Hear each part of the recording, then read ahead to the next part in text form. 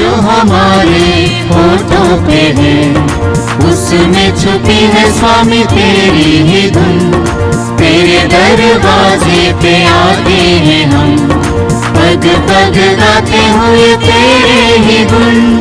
जब जब हम गाएंगे तेरा यश गाएंगे, महिमा तेरी सदा सबको सुनाएंगे।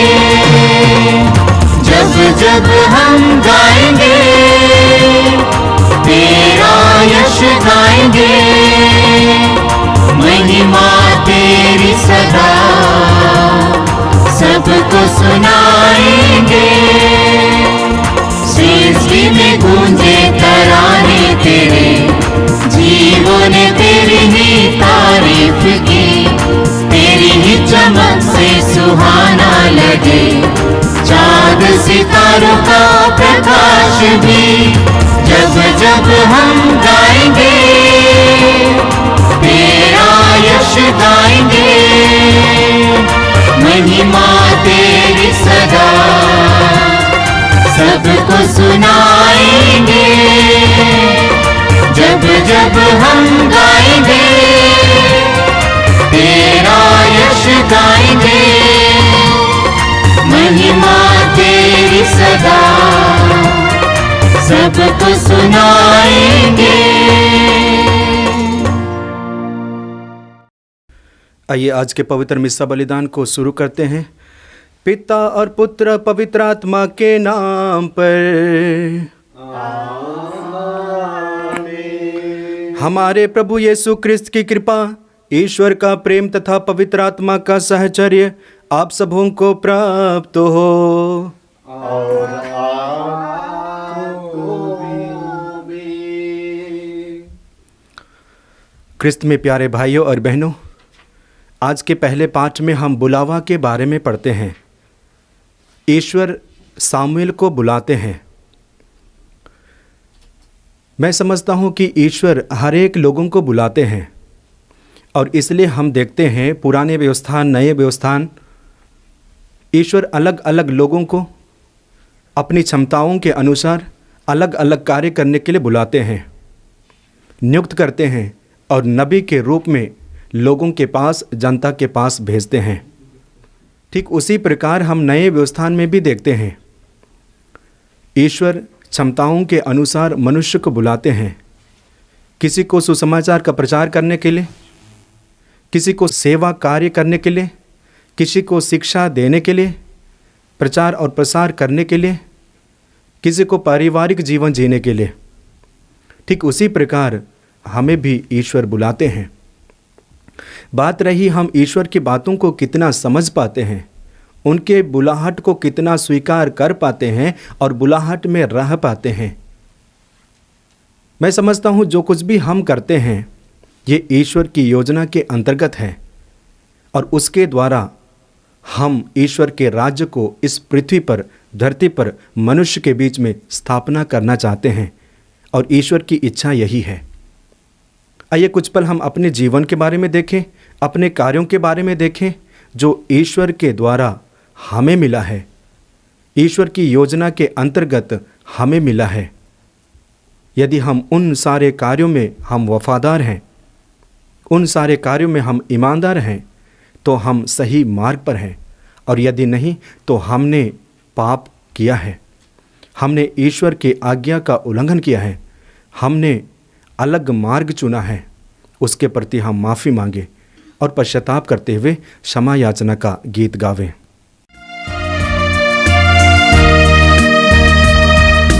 दया करो भगवन, कृपा करो भगवन, क्षमा करो भगवन, हमारे पाप कर्म। दया करो भगवन,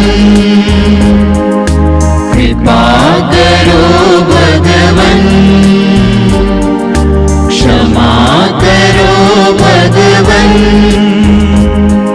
हमारे पाप कर्म। पापी है हम सब प्रभु, चरणों में आए तेरे, विनती हमारी तू सुन, अपराध मिटा दे प्रभु। दया करो भगवन, कृपा करो भगवन, क्षमा करो भगवन, हमारे पाप कर्म, हमारे पाप कर्म, हमारे पाप कर्म। सर्वशक्तिमान ईश्वर हम लोगों पर दया करें और हमारे पाप क्षमा कर हमको अनंत जीवन प्रदान करें। आमीन। आइए हम बड़ी खुशी के साथ महिमा का गीत गावें।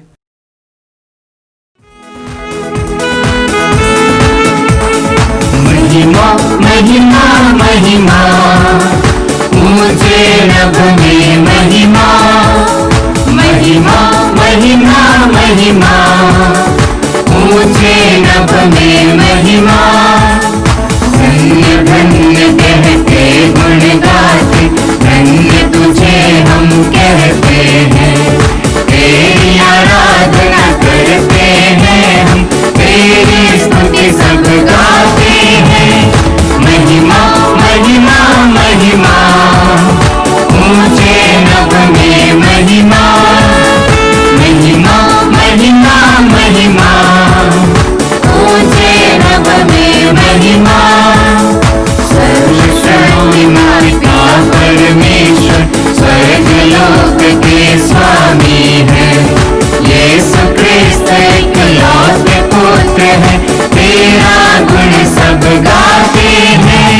महिमा महिमा महिमा, ऊंचे नभ में महिमा, महिमा महिमा महिमा, ऊंचे नभ में महिमा। जगत के सारे पाप के भार, हम पे दया तू रखना सदा, पिता के दाएं विराजता तू, विनती हमारी सुन ले प्रभु। महिमा महिमा महिमा, ऊंचे नभ में महिमा, महिमा महिमा महिमा, ऊंचे नभ में महिमा। पवित्र आत्मा के संग तू है, पावन तू ही प्रभु है, पिता की महिमा सर्वोपरि है, तेरी महिमा होती है। महिमा महिमा महिमा, ऊंचे नभ में महिमा। हम प्रार्थना करें। हे सर्वशक्तिमान ईश्वर, स्वर्ग और पृथ्वी के सृष्टिकर्ता, अपनी प्रजा की प्रार्थनाएं दयापूर्वक सुन और समस्त मानव जाति को शांति का वरदान दे। ऐसी कृपा कर हमारे प्रभु और तेरे पुत्र यीशु क्रिस्त के द्वारा, जो ईश्वर होकर तेरे तथा पवित्र आत्मा के साथ युगानुयुग जीते रहते और राज्य करते हैं। आमीन।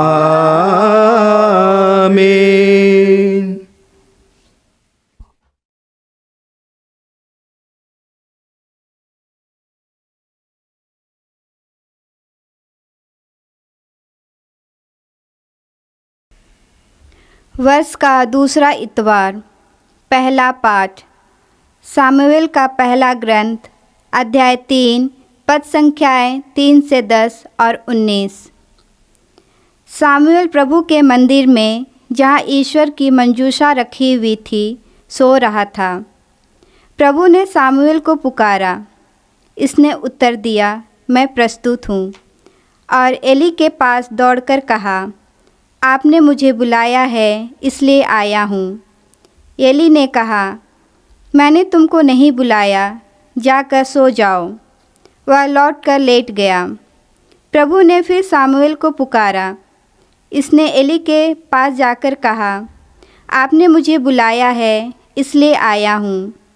एली ने उत्तर दिया, बेटा, मैंने तुमको नहीं बुलाया, जाकर सो जाओ। सामुएल प्रभु से परिचित नहीं था। प्रभु कभी उससे नहीं बोला था।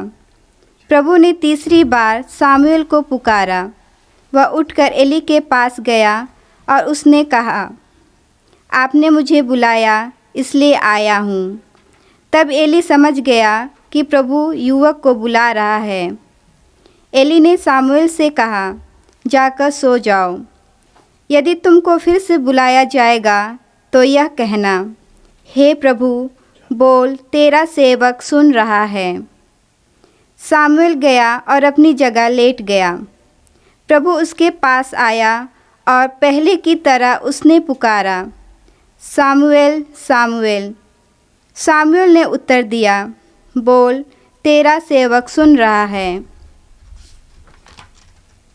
सामुएल बढ़ता गया। प्रभु उसके साथ रहा और उसने सामुएल को जो वचन दिए थे उनमें से एक को भी मिट्टी में नहीं मिलने दिया। यह प्रभु की वाणी है। ईश्वर को धन्यवाद। मार्गम सत्यम जीवन यीशु, प्रियतम यीशु, अनुपम यीशु। मार्गम सत्यम जीवन यीशु, प्रियतम यीशु, अनुपम यीशु। सच्चाई का दर्पण यीशु, सारे जग का जीवन यीशु। सच्चाई का दर्पण यीशु, सारे जग का जीवन यीशु। वो अपने भक्तों को मुक्ति देता, शक्ति दाता है वो, शक्ति देता। मार्गम सत्यम जीवन यीशु, प्रियतम यीशु, अनुपम यीशु। मार्गम सत्यम जीवन यीशु, प्रियतम यीशु, अनुपम यीशु।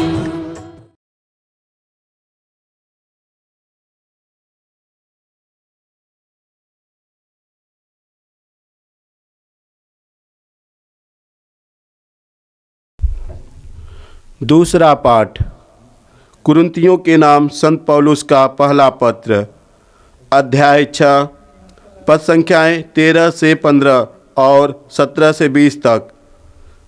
शरीर व्यभिचार के लिए नहीं बल्कि प्रभु के लिए है, और प्रभु शरीर के लिए। ईश्वर ने जिस तरह प्रभु को पुनर्जीवित कर दिया, उसी तरह वह हम लोगों को भी अपने सामर्थ्य से पुनर्जीवित कर देगा।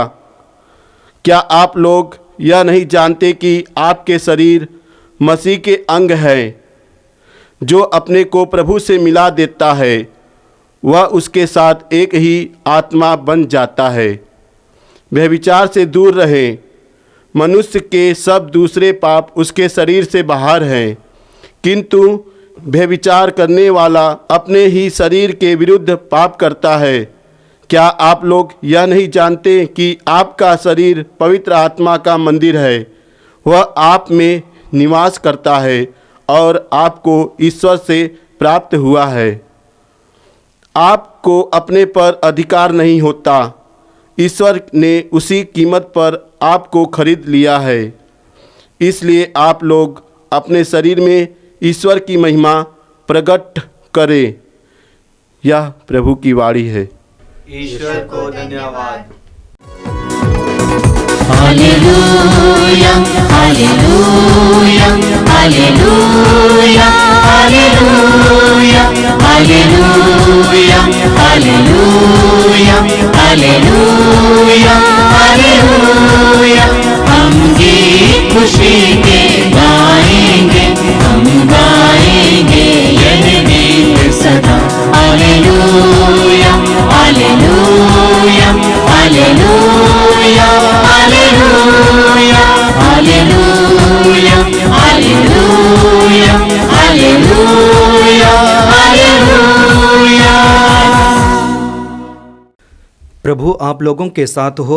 और आपके साथ भी। संत योहन के अनुसार आज का पवित्र सुसमाचार। प्रभु की जय। अध्याय 1 वाक्यांश 35 से 42 तक। उन्होंने देखा कि वह कहाँ रहते हैं और उस दिन वे उनके साथ ठहर गए। योहन अपने 2 शिष्यों के साथ वहाँ था। उसने यीशु को गुजरते देखा और कहा, देखो ईश्वर का मेमना। दोनों शिष्य उसकी यह बात सुनकर यीशु के पीछे हो लिए। यीशु ने मुड़कर उन्हें अपने पीछे आते देखा और कहा, क्या चाहते हो? उन्होंने उत्तर दिया, रबी अर्थात गुरुवर, आप कहाँ रहते हैं? यीशु ने उनसे कहा, आओ और देखो। उन्होंने जाकर देखा कि वह कहाँ रहते हैं और उस दिन वे उनके साथ रहे। उस समय शाम के लगभग 4 बजे थे।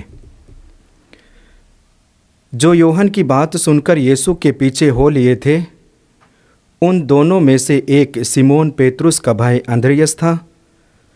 उसे प्रतः अपने भाई सिमोन से मिलकर कहा, हमें मसीह अर्थात ख्रिस्त मिल गए हैं, और वह उसे यीशु के पास ले गया। यीशु ने उसे देखकर कहा, तुम सिमोन योहन के पुत्र हो, तुम केफस अर्थात पेतरुस कहलाओगे। यह प्रभु का दिव्य सुसमाचार है। ख्रिस्त प्रभु की जय। क्रिस्त में प्यारे भाइयों और बहनों, आज के पहले पाठ हम सामुएल के पहले ग्रंथ से पढ़ते हैं और इस पाठ में हम विशेष रूप से बुलावा के बारे में मनन चिंतन करते हैं। ईश्वर सामुएल को बुलाते हैं और ईश्वर सामुएल को तब बुलाते हैं जब सामुएल प्रभु के मंदिर में अर्थात मंजूसा के निकट सोते हैं। एकाएक ईश्वर पुकारते हैं, सामुएल सामुएल, यानी कि ईश्वर सामुएल को नाम लेकर पुकारते हैं। हम बाइबल में ऐसे कई जगह देखते हैं कुछ लोगों को ईश्वर नाम लेकर पुकारते हैं। उत्पत्ति के ग्रंथ अध्याय 22 वाक्य 1 में पढ़ते हैं, ईश्वर ने इब्राहिम की परीक्षा ली और उन्होंने कहा, इब्राहिम इब्राहिम। इब्राहिम ने उत्तर दिया, मैं प्रस्तुत हूँ। ठीक उसी प्रकार हम उत्पत्ति के ग्रंथ अध्याय 46 वाक्य 2 में पढ़ते हैं। वहाँ ईश्वर दिव्य दर्शन देते हुए याकूब से कहा, याकूब याकूब, मिस्र देश जाने से मत डरो, क्योंकि मैं तुम्हारे साथ हूँ। मैं तुम्हारे साथ हूँ, मैं तुम्हारे द्वारा एक महान राष्ट्र का निर्माण करूँगा। यानी कि ईश्वर ने याकूब को नाम लेकर पुकारा, याकूब याकूब। ठीक उसी प्रकार हम पढ़ते हैं निर्गमन ग्रंथ में अध्याय 3 वाक्य 4 में पढ़ते हैं, ईश्वर नबी मूसा को पुकारते हैं, मूसा मूसा, जिस भूमि पर तू खड़ा है, जिस धरती पर तू खड़ा है वह पवित्र है, इसलिए तू अपने पैरों से जूते उतार। इस तरह से हम देखते हैं कई लोगों को ईश्वर नाम के द्वारा पुकारते हैं। हम देखते हैं किसी व्यक्ति को पुकारते हैं, नाम लेकर पुकारते हैं। इसका अर्थ क्या है? इसका अर्थ यह है कि उस व्यक्ति उस समय के लिए महत्वपूर्ण होता है। इसलिए ईश्वर भी कहते हैं कि तुम मेरी दृष्टि में मूल्यवान हो, महत्व रखते हो, इसलिए मैं तुम्हें प्यार करता हूँ। इसलिए जब भी हम किसी का नाम को पुकारते हैं वो हमारे लिए अति प्रिय है, वो हमारे लिए महत्वपूर्ण रखते हैं और उसके द्वारा एक महान कार्य करने जाते हैं। ईश्वर ने यही किया। जितने भी लोगों को ईश्वर ने नाम से पुकारा, उसके बाद में हम देखते हैं ईश्वर उनके द्वारा महान कार्य करते हैं। इब्राहिम को देखिए, ईश्वर ने कहा इब्राहिम इब्राहिम, लेकिन अंत में जब देखते हैं तो ईश्वर ने इब्राहिम को विश्वास का पिता बनने का वरदान दिया। याकूब को देखिए, याकूब को ईश्वर ने पुकारा, याकूब याकूब, और अंत में देखते हैं याकूब के जरिए, याकूब के द्वारा ईश्वर एक महान राष्ट्र का निर्माण करता है और वह राष्ट्र धार्मिकता का राष्ट्र। ठीक उसी प्रकार हम देखते हैं ईश्वर ने मूसा से कहा, मूसा मूसा, इसके बाद ईश्वर मूसा को मिस्र देश भेजते हैं और इजरायली जनता को वहाँ से वापस लेके आते हैं। ये कार्यभार ईश्वर लोगों को सौंपते हैं। क्रिस्त में प्यारे भाइयों और बहनों, आज के पाठ में हम देखते हैं ठीक इसी प्रकार ईश्वर सामुएल को पुकारते हैं, सामुएल सामुएल। इसके बाद वचन के अंत में देखते हैं कि ईश्वर ने सामुएल को एक नबी के रूप में नियुक्त करते हैं और जनता के पास भेजते हैं। लोगों के पास भेजते हैं। ईश्वर सामुएल के द्वारा एक महान कार्य करता है। ठीक उसी प्रकार मैं समझता हूँ आज एक एक विश्वासी को, एक एक भक्त को, क्रिस्तीय को ईश्वर बुलाते हैं, नाम लेकर बुलाते हैं। बात रही क्या हम ईश्वर की बातों को सुनते हैं, ईश्वर की वाणी को सुनते हैं और पहचानते हैं, ये हमारे ऊपर निर्भर करता है, व्यक्तिगत जीवन पर निर्भर करता है। जब हम सामुएल के बारे में मनन चिंतन करते हैं, सामुएल ने भी इस बात को पहचान नहीं पाया कि सचमुच में हकीकत में ईश्वर उन्हें पुकार रहे हैं, और इसलिए वे समझते हैं कि याजक एली मुझे बुला रहा है, और जाकर कहते हैं क्या आपने मुझे बुलाया? तब कहा कि मैंने तुम्हें नहीं बुलाया। फिर सामुएल याजक के पास जाते हैं, क्या तुमने मुझे बुलाया? याजक ने कहा मैंने तुम्हें नहीं बुलाया। इस पर याजक एली समझ गया कि सामुएल को ईश्वर ने बुलाया है और बुला रहा है, और इसलिए याजक एली ने सामुएल से कहा यदि आप तीसरी बार पुकारे जाओगे तो कहना बोल तेरा सेवक सुन रहा है। ठीक उसी प्रकार हमें भी ईश्वर के बातों को, ईश्वर की शिक्षाओं को सुनना है।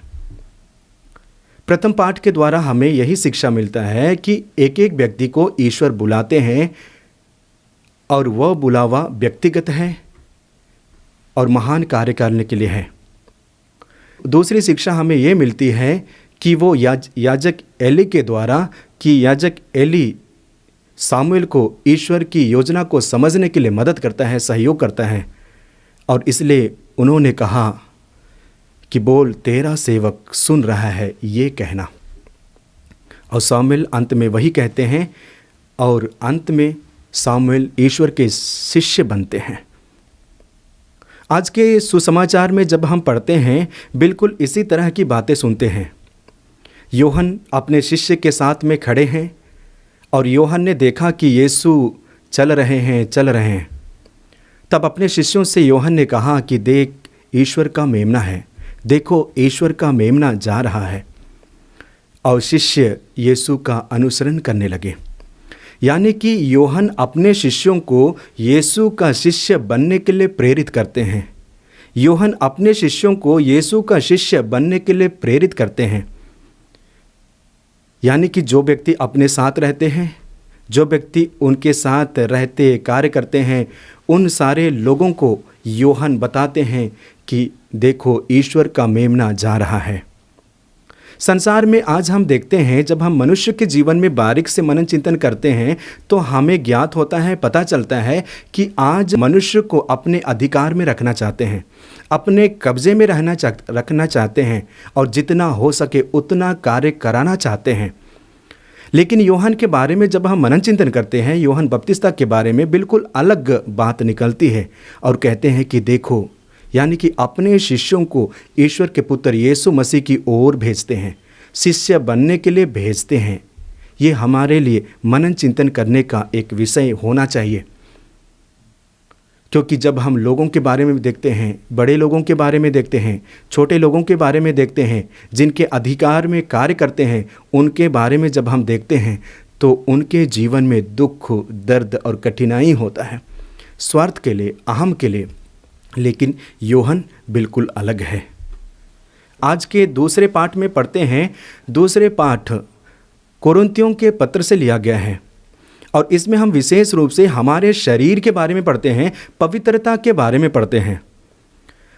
पौलुस विश्वासियों को याद दिलाते हैं, विशेष करके इस बात पर याद दिलाते हैं, जो प्रभु पर विश्वास करते हैं, यीशु पर विश्वास करते हैं, वे पवित्रता के मार्ग पर चले। उनको पवित्रता के मार्ग पर चलना चाहिए, ये संत पौलुस बताते हैं। संत पौलुस के पत्र को जब हम पढ़ते हैं, अलग अलग मुद्दों पर अलग अलग समय पे विश्वासियों को शिक्षा देना चाहते हैं। ठीक उसी प्रकार आज विशेष रूप से व्यभिचार पर शिक्षा देना चाहते हैं। क्यों देना चाहते हैं? इसलिए देना चाहते हैं क्योंकि कुरिन्थ में विश्वासियों के जीवन में ये सबसे ज़्यादा हो रहा था, यानी कि एक दूसरे के प्रति व्यभिचार, व्यभिचार, व्यभिचार, व्यभिचार। और इसीलिए इसी से बाहर निकलने के लिए, इस पाप से बाहर निकलने के लिए संत पौलुस आज बताते हैं कि ये हमारा शरीर हमारा नहीं बल्कि ये ईश्वर का है। ये हमारा शरीर हमारा नहीं बल्कि ईश्वर का पवित्र मंदिर है। ये हमारा शरीर हमारा नहीं बल्कि ये ईश्वर का अंग है। क्या ये ईश्वर का अंग शरीर को आप वेश्या को दे सकते हैं? बिल्कुल नहीं। ये संत पौलुस बताते हैं क्योंकि इसमें ईश्वर का शरीर, ईश्वर का आत्मा निवास करता है, प्रभु का आत्मा निवास करता है। इस बात को हमें आज विश्वास करने की ज़रूरत है, मानने की ज़रूरत है। आज जब हम संसार में देखते हैं सबसे ज़्यादा मनुष्य यदि पाप में गिरते हैं तो इसी में गिरते हैं, व्यभिचार में करते हैं। मनुष्य भले ही वैवाहिक जीवन जीता क्यों ना हो, मनुष्य भले ही वैवाहिक जीवन जीता क्यों ना हो, लेकिन कहीं ना कहीं इस पाप का गुलाम होता है, इस पाप का गुलाम होता है। बच्चे बालक क्यों ना हो, लेकिन कभी कभी इस पाप का गुलाम होता है। आज हमारे लिए संत पौलुस एक आदर्श बनते हैं। संत पौलुस के द्वारा बताई गई बात हमारे लिए एक मार्गदर्शक के रूप में उभर आता है ताकि हम भी अपने शरीर को पवित्र करें। और आगे हम वचन में देखते हैं संत पौलुस बताते हैं मनुष्य भले ही पाप करते हैं, मनुष्य भले ही पाप करते हैं, लेकिन व्यभिचार को छोड़कर सारे पाप हमारे शरीर को प्रभाव नहीं करता है, असर नहीं करता है। लेकिन ये व्यभिचार शरीर से संबंध रखता है, शरीर को हानि पहुंचाता है, अशुद्ध करता है। इसलिए कहते हैं संत पौलुस, ना, इसे तुम्हें नहीं करना है, क्योंकि ये हमारा शरीर, आपका शरीर प्रभु का मंदिर है, ईश्वर का निवास स्थान है, इसमें ईश्वर का आत्मा निवास करता है। क्रिस्त में प्यारे भाइयों और बहनों, आइए काफ़ी बिंदुओं पर हम लोगों ने मनन चिंतन किया। पहली बात मैंने कहा कि हर एक व्यक्ति को ईश्वर नाम से पुकारते हैं, और जब नाम से पुकारे जाते हैं, मैं ईश्वर के लिए प्रेमी हूँ, मैं ईश्वर के लिए महत्वपूर्ण हूँ और उनकी दृष्टि में मूल्यवान हूँ। दूसरा बात मैंने कहा कि एली सामुएल को ईश्वर की योजना को परखने में मदद करता है, यानी कि एक माध्यम बनता है। ठीक उसी प्रकार एक एक व्यक्ति को, एक एक विश्वासी को एक माध्यम बनना चाहिए। हमें भी ईश्वर के पास लोगों को लेकर आना चाहिए। और आज के सुसमाचार में हम लोगों ने देखा यूहन्ना बपतिस्ता के द्वारा अपने ही शिष्यों को यीशु के पास भेजते हैं, यीशु के शिष्य बनने के लिए भेजते हैं। हम में से ऐसा कौन होगा जो अपने लोगों को यीशु के पास भेजेगा? अधिकतर हम लोगों को अपने कब्जे में रखते हैं। तो हमें सीखने की ज़रूरत है, समझने की ज़रूरत है। और आज के दूसरे पाठ के द्वारा संत पौलुस कहते हैं कि हमें पवित्र जीवन जीना है, शरीर को पवित्र रखना है। आइए कुछ पल हम अपनी आंखों को बंद करें और इन सारी बातों पर मनन चिंतन करें ताकि हम भी अंतिम पल तक प्रभु यीशु मसीह के शिष्य बने रहें। आइए हम अपने विश्वास को प्रकट करते हुए प्रेरितों का धर्मसार एक साथ बोले। मैं स्वर्ग और पृथ्वी के सृजनहार सर्वशक्तिमान पिता परमेश्वर पर विश्वास करता हूँ और उसके इकलौते पुत्र हमारे प्रभु यीशु क्रिस्त पर, जो पवित्र आत्मा के द्वारा गर्भ में पड़ा, कुंवारी मरियम से जन्म लिया, पोंतुस पिलातुस के समय दुख उठाया, क्रूस पर ठोका गया, मर गया, गाड़ा गया, लिम्बुस में उतरा, तीसरे दिन मृत्यु में से जी उठा, स्वर्ग पर गया, सर्वशक्तिमान पिता परमेश्वर के दाहिने ओर विराजमान है, वहाँ से जीवित और मृतकों का न्याय करने को आएगा। मैं पवित्र आत्मा, पवित्र कैथोलिक कलीसिया, धर्मियों के संबंध, पापों की क्षमा, देह के पुनरुत्थान और अंत जीवन पर मैं विश्वास करता हूँ। आमीन।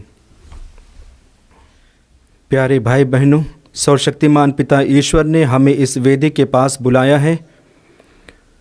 उससे हम निवेदन करें कि ख्रिस्त परिवार का यह एकमात्र बलिदान हम उचित रीति से चढ़ा सके तथा उसकी असीम दया और कृपा प्राप्त कर सके। आपका जवाब, हे पिता हमारी प्रार्थना सुन। हे पिता हमारी प्रार्थना सुन। प्रभु यीशु संसार भर के हर एक टूटे भाई बहनों को समर्पित करते हुए प्रार्थना करते हैं कि आप उनके टूटेपन को दूर कर और उन्हें अपनी खुशियों से भर दे। इसके लिए हम पिता से प्रार्थना करते हैं, हे पिता हमारी प्रार्थना सुन। प्रभु, जिनके हृदय में तेरे प्रति धन्यवाद का मनोभाव नहीं है, उन्हें आप अपने धन्यवाद का मनोभाव दे, जिससे वे तुझे धन्यवाद का बलिदान चढ़ा सके। इसके लिए हम पिता से प्रार्थना करते हैं। हे पिता, हमारी प्रार्थना सुन। प्रभु, हम उन लोगों के लिए प्रार्थना करते हैं जो अपने जीवन और मृत्यु के बीच संघर्ष कर रहे हैं। उन सबों पर तेरी इच्छा प्रकट हो, इसके लिए हम पिता से प्रार्थना करते हैं। हे पिता, हमारी प्रार्थना सुन। प्रभु, हम प्रार्थना करते हैं कि जो कृपा हमें मिली है उसे हम बेकार ना जाने दे, बल्कि हम उस कृपा में बढ़े। इसके लिए हमें शक्ति प्रदान कर। इसके लिए हम पिता से प्रार्थना करते हैं। हे पिता, हमारी प्रार्थना सुन। प्रभु, हमें शक्ति दे कि हम अपने मन का विश्वास को कमज़ोर ना करें, लेकिन हम उस विश्वास में आगे बढ़ सके। इसके लिए हम पिता से प्रार्थना करते हैं। हे पिता, हमारी प्रार्थना सुन। हे सर्वशक्तिमान ईश्वर, हमें यह कृपा प्रदान कर कि हम योग्य रीति से यह युग क्रिस्तीय उत्सव मनाएं और अपने दैनिक जीवन में सच्चा क्रिस्तीय प्रेम प्रकट करें। हमारे प्रभु क्रिस्त के द्वारा आमीन। स्वीकारो स्वामी भेंट मेरी, भक्ति भरी श्रद्धा भरी। स्वीकारो स्वामी, रोटी दाल रस हम लेके आए हैं, तुझको चढ़ाने जीवन में। आशा है तेरे प्यार की हमें, सुख आए तेरे दर्शन में। स्वीकारो स्वामी, भेंट मेरी, भक्ति भरी श्रद्धा भरी। स्वीकारो स्वामी।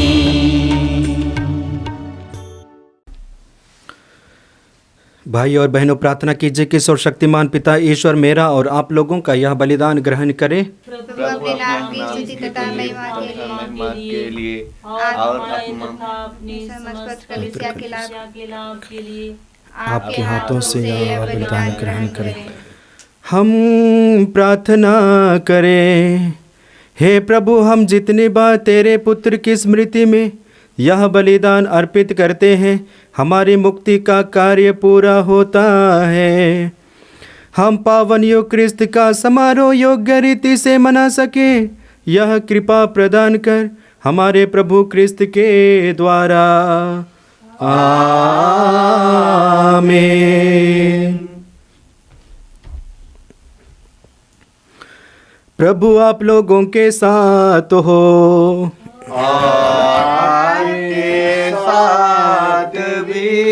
प्रभु में मन लगाइए, हम प्रभु में मन लगाए हुए हैं। हम अपने प्रभु परमेश्वर को धन्यवाद दें, या उचित और आवश्यक है।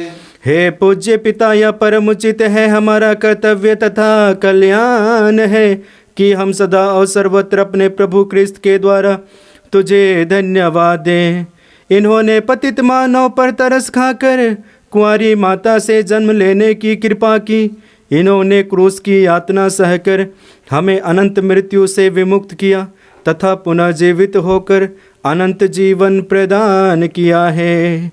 इसीलिए हम समस्त दूतगण से मिलकर तेरी स्तुति करते हुए निरंतर एक स्वर से गाते हैं। पावन तेरा नाम पावन, तुझे सारा जहां।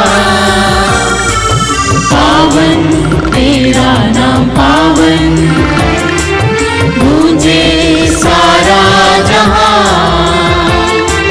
पावन तेरा नाम पावन, तुझे सारा जहां। पावन तेरा नाम पावन, तुझे सारा जहां।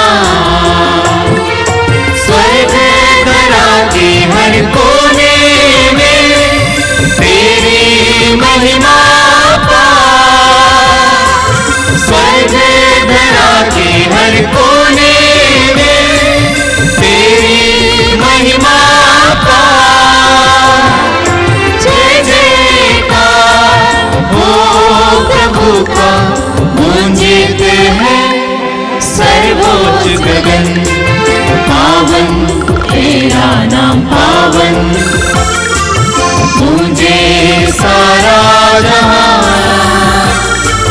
पावन तेरा नाम पावन, गूंजे सारा जहां। जो आते हैं प्रभु सुनाते, धन्य मन हर्षाते हैं। जो आते हैं प्रभु सुनाते, धन्य मन हर्षाते हैं। महिमा हो प्रभु का, गूंजित है सर्वोच्च गगन, पावन तेरा नाम पावन, गूंजे सारा जहां, पावन तेरा नाम पावन, गूंजे सारा जहां। हे परमपिता, तू वास्तव में पवित्र है, सारी पवित्रता का स्रोत है। हम तो से निवेदन करते हैं, तू यह उपहार अपने आत्मा के संस्पर्श से पवित्र कर दे, कि यह हमारे प्रभु यीशु ख्रिस्त का शरीर तथा रक्त बन जाए। जिस रात को यीशु स्वेच्छा से मृत्यु के लिए सौंपे गए, उन्होंने रोटी ली, तुझे धन्यवाद दिया और रोटी तोड़कर उसे अपने शिष्यों को देते हुए कहा, तुम सब इसे लो और खाओ, यह मेरा शरीर है जो तुम्हारे लिए बलि चढ़ाया जाएगा।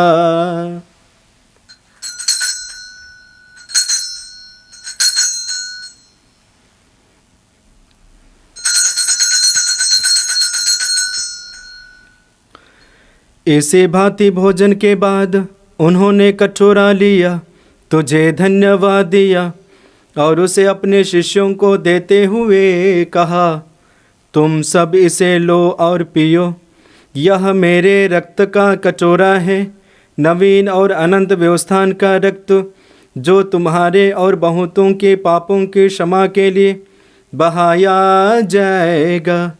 तुम मेरी स्मृति में यह किया करो।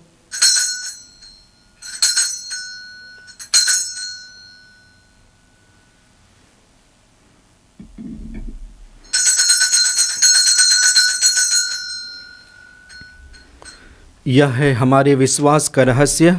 ख्रिस्त प्रभु मर गए, ख्रिस्त प्रभु जी उठे, ख्रिस्त प्रभु महिमा के साथ फिर आएंगे। हे परमपिता, यह आज्ञा मानकर हम अपने प्रभु की मृत्यु और पुनरुत्थान की स्मृति में तुझे जीवन की रोटी और मुक्ति का कटोरा चढ़ाते हैं। हम तुझे धन्यवाद देते हैं कि तूने हमें अपने सम्मुख उपस्थित होने और अपनी सेवा करने का सौभाग्य प्रदान किया है। हमारा नम्र निवेदन है कि हम सब जो ख्रिस्त का शरीर तथा रक्त ग्रहण करते हैं, पवित्र आत्मा के द्वारा एकता के सूत्र में बंधे रहें। प्रभुवर हमारे संत पिता फ्रांसिस, हमारे धर्माध्यक्ष यूजिन जोसेफ और सभी याजकों के साथ जो विश्व भर में फैली अपनी कलीसिया की सुधि ले तथा इसे प्रेम में सिद्ध बना दे। हे प्रभु, हमारे उन भाई बहनों की भी सुधि ले जो पुनरुत्थान की आशा में परलोक सिधा चुके हैं। उन्हें और सभी मृतकों को अपने पुण्य दर्शन का सौभाग्य प्रदान कर हम सब पर दया दृष्टि डाल कि हम भी अनंत जीवन के सहभागी बने और ईश्वर की माता धन्य कुंवारी मरियम, उनके शुद्धवर संत योसेफ, प्रेरितगण और सब संतों के साथ जो युग युग में तेरे विश्वस्त सेवक सेविकाएं बने रहे, तेरा स्तुतिगान कर सके, तेरे पुत्र यीशु ख्रिस्त के द्वारा। आमीन। आइए हम त्रिएक ईश्वर का गुणगान एक साथ करें। इन्हीं प्रभु ख्रिस्त के द्वारा, इन्हीं के साथ और इन्हीं में, हे सर्वशक्तिमान पिता परमेश्वर, पवित्र आत्मा के साथ तुझे समादर तथा महिमा युगानुयुग मिलती रहती है। आमीन, आमीन, आमीन।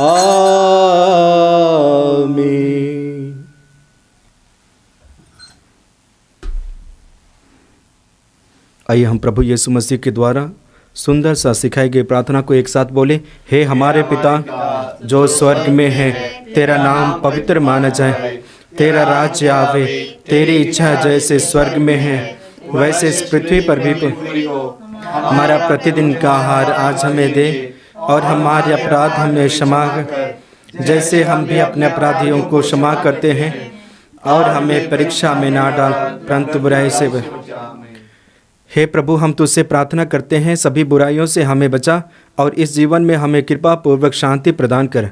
हम तेरी दया से सदा पाप से दूर और हर विपत्ति से सुरक्षित रहें, और उस दिन की प्रतीक्षा करते रहें जब हमारे मुक्तिदाता यीशु क्रिस्त फिर प्रकट होकर हमारी मंगलमय आशा पूरी करेंगे। क्योंकि तेरा राज्य, तेरा सामर्थ्य और तेरी महिमा अनंत काल तक बनी रहती है। हे प्रभु यीशु क्रिस्त, तूने अपने प्रेरितों से कहा है, मैं तुम्हारे लिए शांति छोड़ जाता हूँ, अपनी शांति तुम्हें प्रदान करता हूँ। तो हमारे पापों पर नहीं, अपनी कलीसिया के विश्वास पर दृष्टि डाल और उसे शांति तथा एकता प्रदान कर, तो जो युगानुयुग जीता रहता और राज्य करता है। आमीन। प्रभु की शांति सदा आप लोगों के साथ रहे और आपके साथ भी। आइए हम परस्पर प्रेम भाव रखें।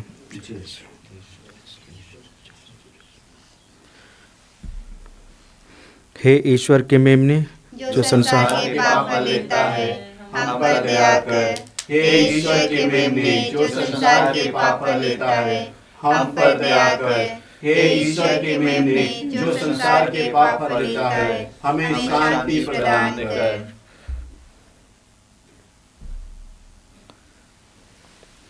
देखिए ईश्वर का मेमना जो संसार के पाप हर लेता है। धन्य है वे जो प्रभु के इस भोज में बुलाए जाते हैं। हे प्रभु, मैं इस योग्य नहीं हूँ कि आप मेरे यहाँ आएं, किंतु एक ही शब्द कह दे और मेरी आत्मा चंगी हो जाएगी।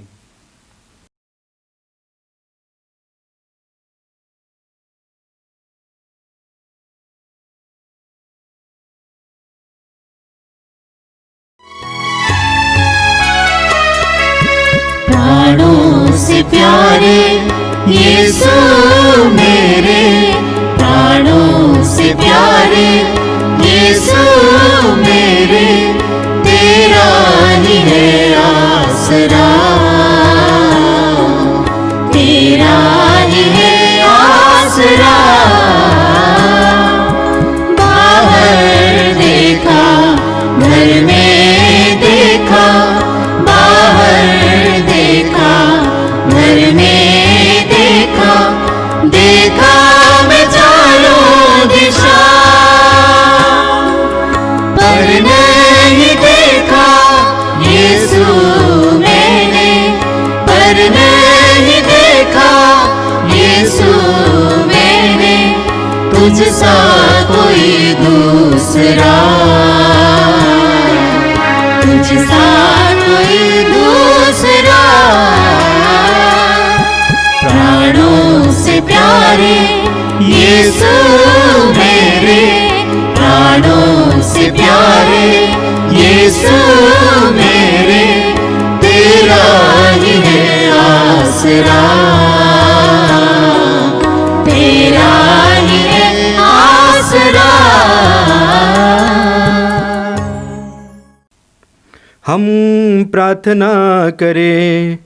हे परम पावन पिता, हमारे हृदय में अपने प्रेम की भावना भर दे, जिनको तूने एक ही दिव्य रोटी से खिलाया है। इनको अपने प्रेम के सूत्र में भी एक कर दे। यह निवेदन सुन हमारे प्रभु ख्रिस्त के द्वारा।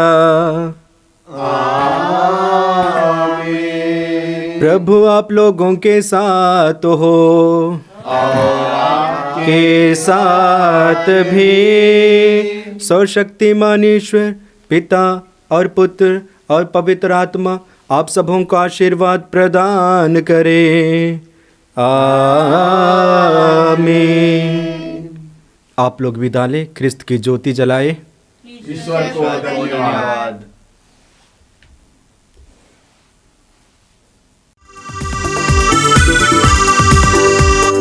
धन्यवाद प्रभु जी, धन्यवाद प्रभु जी, धन्यवाद प्रभु जी, धन्यवाद प्रभु जी।